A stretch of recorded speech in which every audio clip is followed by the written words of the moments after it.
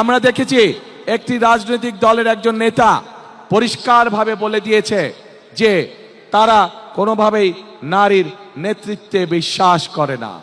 আমরা দেখেছি একটি রাজনৈতিক দলের নেতা পরিষ্কারভাবে দুদিন আগে বলেছে যে যে সকল মহিলা, যে সকল মা বোনেরা কর্মসংস্থানের উদ্দেশ্যে কর্মসংস্থানের জন্য যান, তাদেরকে প্রিয় ভাই বোনেরা, আপনাদের সামনে আমার বলতে রীতিমতন লজ্জা হচ্ছে, এমন একটি শব্দ সে আমাদের সব মা বোনদের জন্য ব্যবহার করেছে যা এই দেশের জন্য একটি কলঙ্ক স্বরূপ।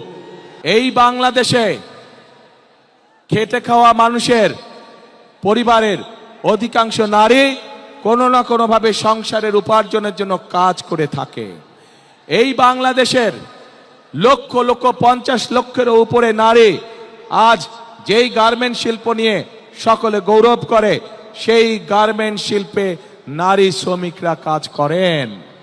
প্রিয় ভাই বোনেরা, সেটি নিম্ন মধ্যবিত্ত হোক, মধ্যবিত্ত হোক, দ্রব্যমূল্যের যে ঊর্ধ্বগতি, সকল কিছুর যে দাম ঊর্ধ্বগতি, তার জন্য শুধু স্বামী একা কর্মসংস্থান হয় না, স্ত্রীকেও পাশাপাশি বিভিন্নভাবে কাজ করতে হয়।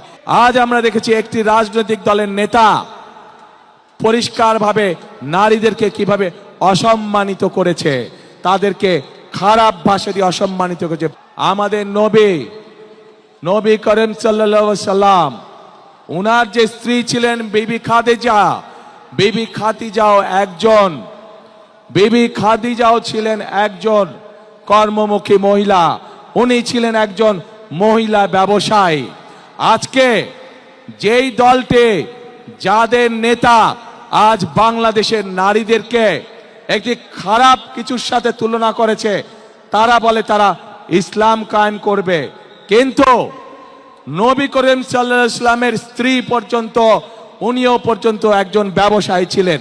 তাহলে আজকে কোথায় গিয়ে দাঁড়ালো বাংলাদেশের নারী সমাজ, তথা তাবৎ পৃথিবীর নারী সমাজকে কিভাবে অপমান করা হলো? যে দলটি নির্বাচনের আগে দেশের অর্ধেক জনগোষ্ঠীকে ঘরের মধ্যে বন্দি করতে চায়, তাহলে আপনাদের কাছে আমার প্রশ্ন, আজকে নির্বাচনে যদি তারা কোনোভাবে সুযোগ পায়, নির্বাচন পরবর্তী সময়, তাহলে তাদের আচরণ কি হতে পারে?